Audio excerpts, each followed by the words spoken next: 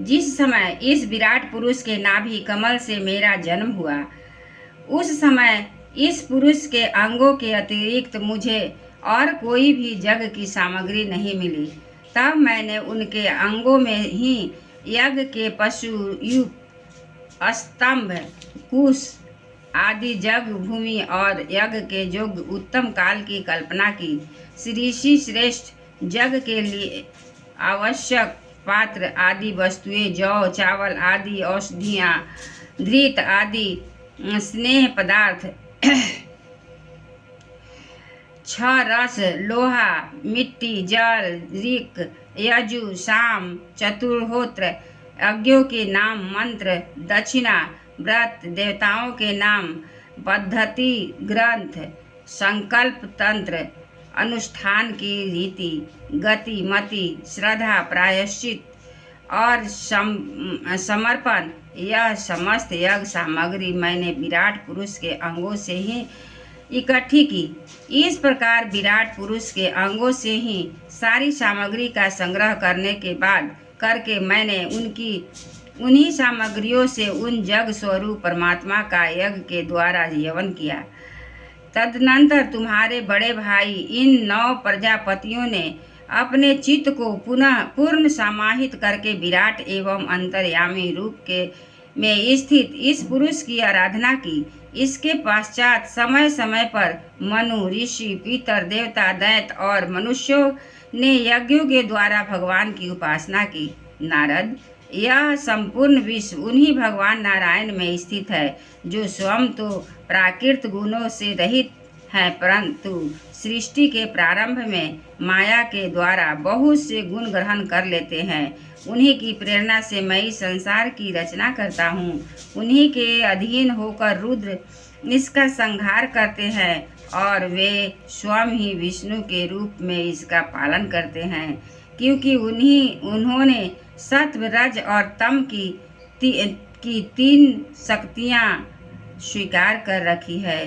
बेटा, जो कुछ तुमने पूछा था उसका मैंने उत्तर दे दिया। भाव या अभाव, कार्य या कारण के रूप में ऐसी कोई भी वस्तु नहीं है जो भगवान से भिन्न है। प्यारे नारद, मैं प्रेम पूर्वक एवं उत्कंठित हृदय से भगवान के स्मरण में मग्न रहता हूँ, इसीलिए मेरी वाणी कभी असत्य होती नहीं देखती।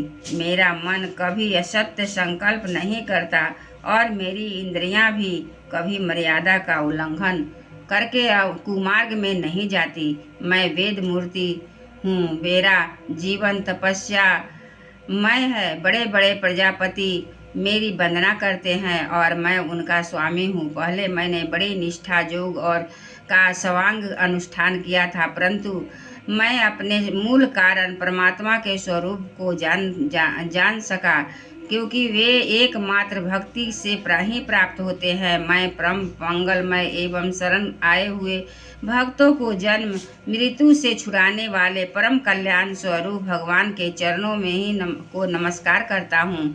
उनकी माया की शक्ति अपार है। जैसे आकाश अपने अंत को नहीं जानता, वैसे ही वे भी अपने महिमा का विस्तार नहीं जानते। ऐसी स्थिति में दूसरे को उसका पार पा ही नहीं सकता है। मैं मेरे पुत्र, तुम लोग और शंकर जी भी उनके सत्य स्वरूप को नहीं जानते, तब दूसरे देवता तो उन्हें जान ही कैसे सकते हैं। हम इस प्रकार मोहित हो रहे हैं कि उनकी माया के द्वारा रचे हुए जगत को भी ठीक ठीक नहीं समझ सकते। अपनी अपनी बुद्धि के अनुसार ही अटकल लगाते हैं। हम लोग केवल उनके अवतार की लीलाओं का गान ही करते हैं, उनके तत्व को नहीं जानते।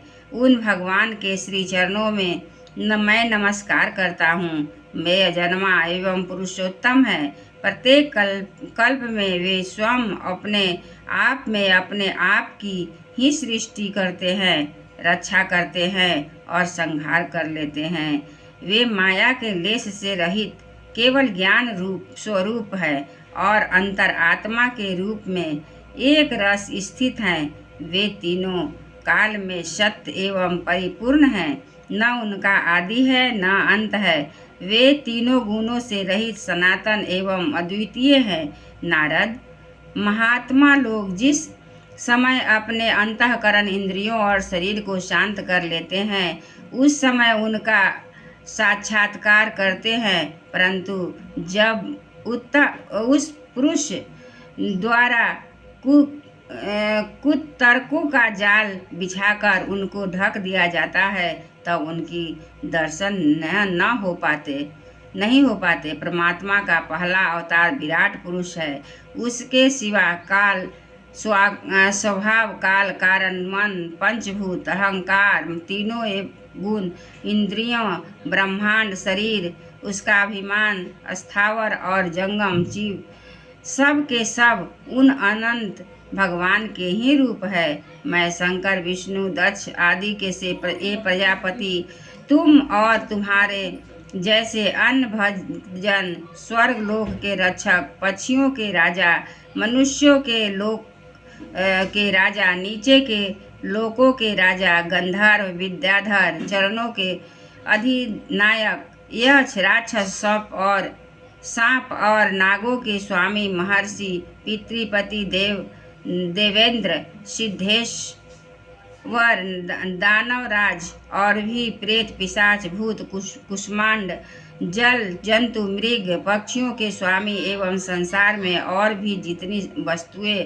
ऐश्वर्य, तेज, इंद्रिय बल, मनोबल, शरीर बल या क्षमा से युक्त है, अथवा जो भी विशेष सौंदर्य, लज्जा, वैभव तथा विभूति से युक्त है, मैं उसकी उतनी भी वस्तुएं अद्भुत वर्ण वाली, रूपवान या अरूप है, वे सब के सब परम तत्वमय भगवत स्वरूप ही है। नारद, इनके सिवा परम पुरुष परमात्मा के परम पवित्र एवं प्रधान लीला अवतार भी शास्त्रों में वर्णित है। उनका मैं क्रमशः वर्णन करता हूँ। उनके शरीर, उनके चरित्र सुनने में बड़े मधुर एवं श्रवणेन्द्रिय के दोषों को दूर करने वाले हैं। तुम सब सावधान होकर उनका रस लो। एक बार बोलिए वृंदावन बिहारी लाल की जय, विराट रूप की जय।